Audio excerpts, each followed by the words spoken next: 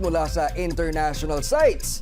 Babala po, baka magulat kayo sa laki ng sisingiling buwis pagdating ng inyong package sa Pilipinas. Yan ang naging mabait na karanasan ng aktres na si Bella Padilla na nauwi sa isang viral post. Pero bakit nga ba nagkaroon ng kalituhan sa singil at paano nga ba ang tamang pag-compute ng buwis para hindi kayo maloko? Ang mabilis na aksyon ni Customs Commissioner Ariel Nepomuceno sa reklamo ng aktres at ang bagong sistema para sa online shoppers tutukan dito sa Isumbong kay Commissioner.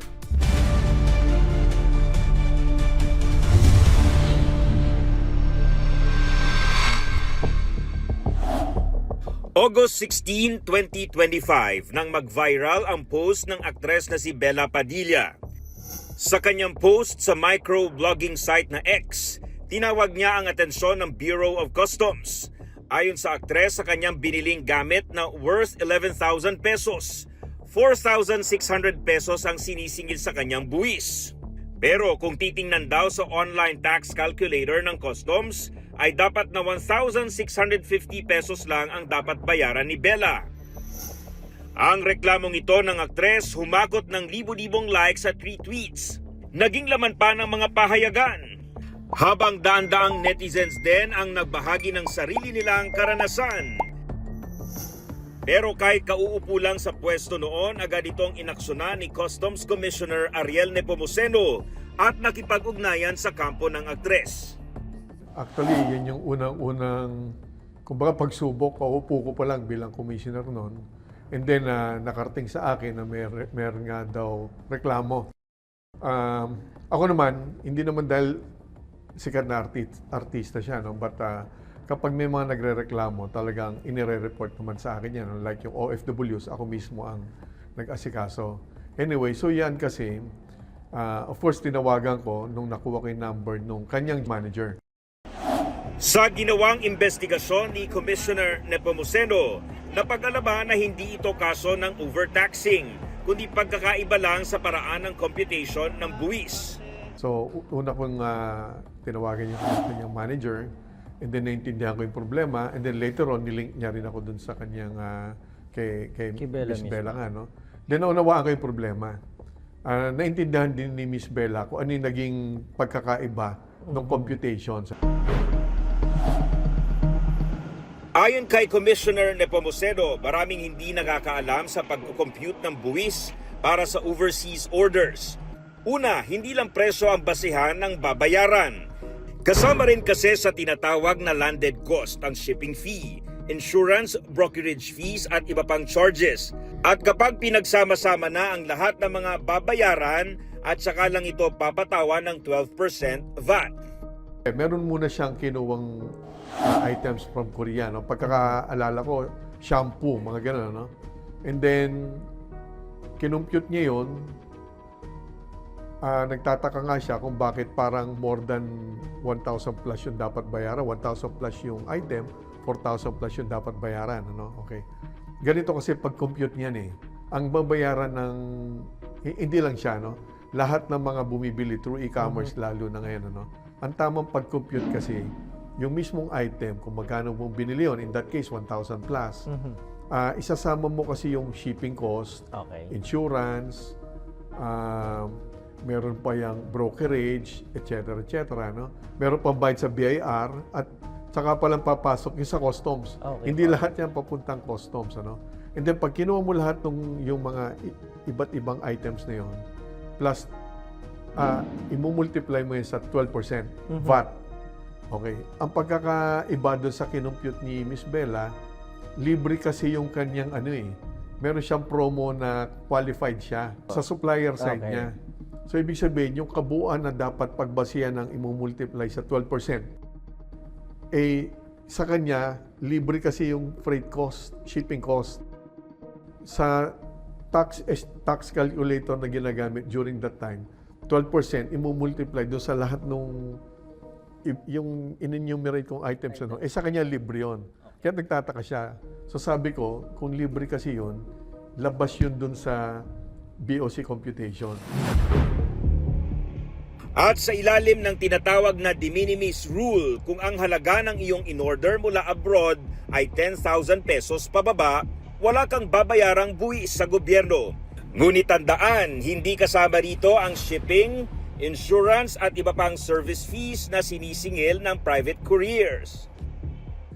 Yan ay privilege ng mga nag-i-import ng mga kababayan natin na hindi naman for commercial operations. Ano? Yung de minimis, ano yan? 10,000 sa ngayon, 10,000 pesos. Ang ibig sabihin yan, e-commerce, nag-order ka, kahit anong item, make-up, kung ano man yun, nanggaling sa abroad, pag ang halaga niyan is less than 10,000, wala ka dapat bayaran ng mga, ng mga taxes sa gobyerno. Pero babayaran mo yung shipping cost, hindi gobyerno yon. Shipping cost, freight cost, insurance, sa private sector yon. So, yung de minimis, ma-exempt ka sa in-import mo kapag less than 10,000 yung halaga ng in-import mo. Ang nagtakda naman yan, hindi BOC yan. Ano? So, batas yan na itinatakda. Sa madaling salita, maaaring zero tax, pero hindi ibig sabihin ay zero gastos. Sa kaso ni Bella, nagkaroon ng kalituhan dahil free shipping promo ang kanyang na-avail.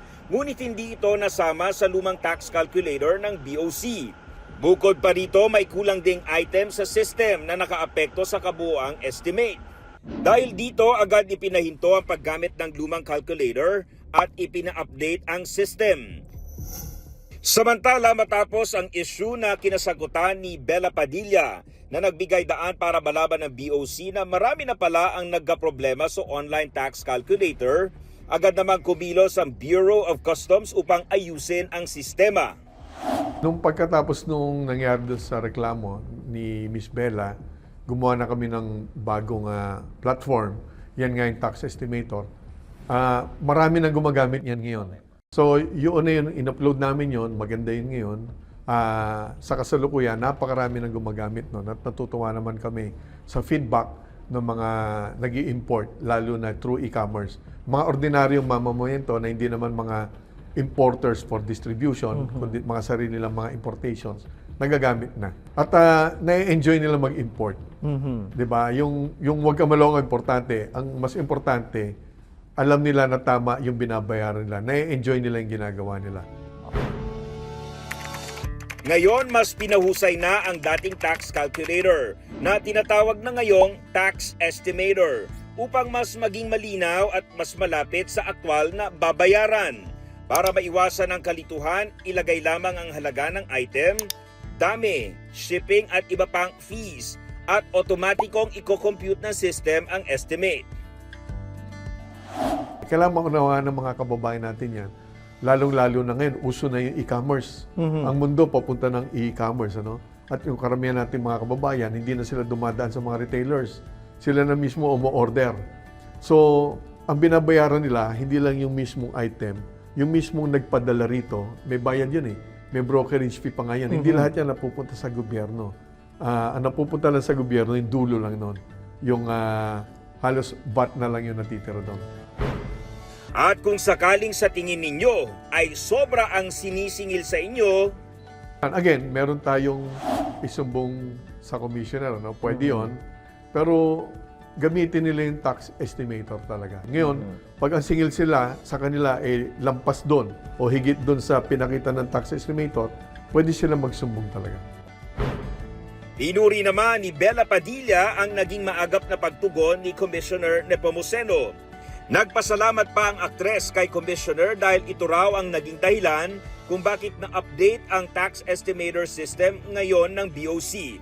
Umaasa rin si Padilla na magpapatuloy ang pagganda ng serbisyo ng customs, lalo pat marami ang nagkaroon ng hindi magandang karanasan sa ahensya noon.